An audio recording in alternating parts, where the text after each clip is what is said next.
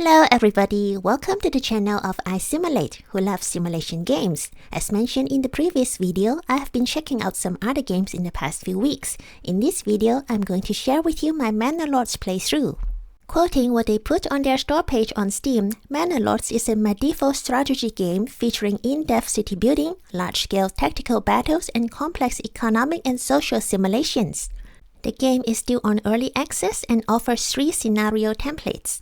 Rise to Prosperity. The victory condition is to reach a large town settlement level. Restoring the peace is about conquering every region. And in the On the Edge scenario, we'll have to survive all the attacks and reach the large town settlement level. To familiarize myself with the game, I'm going for the Rise to Prosperity scenario first. Victory condition, growth. Where others see trouble, you see potential. This land shall become rich and prosperous under your skillful management. Reach the large town settlement level to achieve victory. Prosperity awaits. Here we are. It's March, springtime. Our settlement, Goldhof, has 5 homeless families living in tents. We have some supplies, a hitching post with an ox, and more supplies. In this piece of land, let's see. Oh, we are lucky to have a lot of fertile soil for emmer, some for flax, and some for barley. What I want to do first is to enclose the fertile fields so that I don't accidentally build something on them. Here, this plot is for growing flax. I'm making it 2 morgens big. After that, this area is reserved for planting barley. Again, I want to have it 2 morgens big. The emmer field, we are having it next to the barley field. Again, 2 morgens. Before we start building anything, I'm reserving an area for our market. It should be in the center of the map. 10 store location should be good for now. We need roads around our market. The storage facilities such as the granary and the storehouse should be close by and connected to roads. Everybody, start building please. This is our new home. Thanks to the excellent art style of this game, everything looks very real. The details are just breathtaking. I sometimes enjoy sitting back and watching villagers go about their work. It's like watching a movie. While people are busy building, I should study the seasons. Spring, frequent raining, seasonal deposits regrow. Summer, crops grow, possible droughts. Autumn, harvesting, plowing and sowing crops. Winter, seasonal resources are gone. Firewood consumption doubled and lack of firewood might cause freezing. Sheep shearing forbidden? Okay, understood. As timber is an essential building material, I should build a logging camp now. This would make a good location, close to the forest. Granary and storehouse construction complete. 1 family should work in the granary, another should work in the storehouse. This leaves us with 3 families who can do construction work. There's no fuel consumption now as there's no burgage in the settlement, but soon we will need firewood to keep everybody warm. The woodcutter's lodge, let me place it here, again close to the forest. Oh, we have 2 stores open in the market already. 1 for food and another for firewood. Nice. The villagers will definitely need water. A well needs to be placed over underground water. How about here? I should also build a road to connect it to the rest of the settlement. Logging camp construction complete. Under the advanced tab, we can designate a work area. Please cut down trees over here. Now I can assign a family to work in this camp, as we have run out of timber already. In the forest, there are wild animals and berry deposits. It makes sense to build a road into it. The hunting camp has no construction cost, so let's build one here. 1 family can work in this camp and get everybody some food. Next up, we should build a forager hut to gather berries. It should sit here next to where the berries grow. I don't like where the hitching post is located now. A lot of times we need an ox to transport timber. Therefore, here will be a good location for it. At this point, we don't have a lot of people in our settlements yet. I need workers in the woodcutter's lodge, but I cannot assign the only unassigned family to it because they still need to do various construction work. Since we have enough timber in stock already, reassigning this family from the logging camp to the woodcutter's lodge is a good solution. What do we need the timber for? For building burgages so that everyone will have a roof over their heads. The burgages should sit close to the market so that people have easy access to the goods they need. I want to leave enough room in each burgage for a second family as well as an extension. Like this, perfect. The second burgage. the third, the fourth, and the fifth. People living in a level 1 bird gauge plot need access to water and a church. They also need fuel, 2 types of food, and clothing from the market. The backyard extension can be used to produce different commodities. Let me convert the extension of this bird gauge to a vegetable garden. This cost me 15 wealth. One very important setting is this one, allowed market store setup. Use this setting to restrict assigned families or families living here and producing goods in extensions from automatically setting up market stores. I'm switching this off for all buildings except granaries and storehouses. Families assigned to these storage facilities will not be reassigned to other work. That's the plan.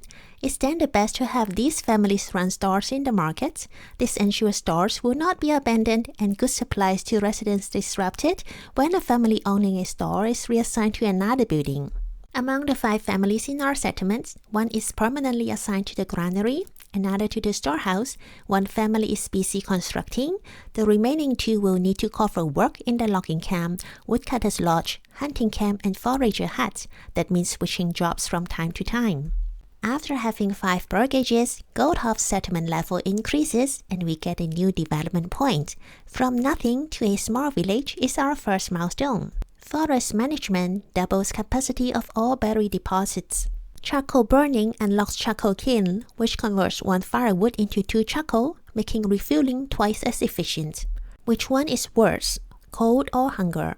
Maybe in this game is equally bad, but in my head there's still the inference from Against the Storm where fuel is the utmost important, so I'm going for a charcoal kiln. We have been cutting down trees. Before this precious natural resource runs out, it's a smart thing to do to construct a forester hut. It will sit close to the other wood-related buildings. My approval rating has just reached 50%. Thank you! Villagers are happy to have a variety of food in the market. The previous negative points from homelessness will go away soon. Next on the agenda is to become a medium village. That means we need to upgrade 2 bird gauge plots to level 2. Upgrade is not possible unless we take off all the level 1 requirements. Our village will need a church, and we have to supply clothing to the villagers. A wooden church costs 5 logs of wood, 20 planks, and 10 stones. We need a saw pit to produce planks. Let me set the construction reserve to 5 so not all wood logs will get sawn into planks. Now this gentleman is demonstrating how this is done in fast forward motion. Our building materials are ready. The church should not be too close to the marketplace because that space is reserved for more bird gauge plots, maybe here behind these 2 bird gauges. From now on, people in Goldhof have a church. May blessings from the Almighty bestow upon Goldhof. We unlocked the charcoal kiln, but we haven't built one yet. It should sit here next to the woodcutter's lodge. Charcoal can then be made from firewood, like this. Close monitoring is required. Our villagers want clothing too, meaning either linen, leather, or yarn. Linen is made from flax, leather from hides, and yarn from wool. The Almighty has blessed us with fertile soil in our settlement, so let's start farming. First step, build a farmhouse. Somewhere near these 2 fields should do. In addition to growing flax, we will need a weaver's workshop to produce linen. The flax field is down here, so I'm putting this workshop next to it. What follows then is that all activities related to clothing production should take place near the flax field. Moreover, buildings for making bread and ale will sit close to the other 2 farm fields. It's not efficient as a result to use this storehouse to store flax or barley or hide. This granary here will then also not store wheat or rye or grain or flour. I'm building another warehouse close to the flax field and weaver's workshop. A snowy winter has arrived. I can select the crop type for each farm field. As we have planted, we grow flax here and wheat here. Construction of our second storehouse is complete. I should further remove leather, linen, wool, and yarn from our first warehouse, and then our second warehouse is dedicated to clothing materials, nothing else. In this way, I can be sure the family I assign to this storehouse later on will set up a clothing store in the market. Another building, the tannery where leather is produced, also belongs to this area. Let's switch our focus to the wheat field. To make bread, we need wheat, and then a windmill to turn grain into flour. Another storehouse is needed in proximity to up efficiency. After that, we build a communal oven close to the farmhouse and windmill. Soon, winter is over. That means we need to assign families to work in the farmhouse. The farmers are plowing by hand, so it will take some months. In May, that's 2 months later, finally the fields are plowed and the farmers can proceed with sowing. Through the 3 spring months, 4 families work the 2 farm fields. During summer, the crops grow and these families can switch to work in the other buildings. On the other hand, a clothing store is now open in our market. It's run by the family assigned to this storehouse. It takes some time for them to transport enough goods to the stall. We now have 100% supply of all kinds of goods in the market. It's time to upgrade some burgage plots. Level 2 plots generate 1 regional wealth per family per month. I'm upgrading these 2 for now. 1 burgage plot has just been upgraded to level 2. These people now demand more. Next to water, they need alcohol to keep them happy. They want to pray in a stone church. They ask for 3 types of food in the market. And in addition to linen or leather, we need to provide them with shoes, clothes, or cloaks in the market.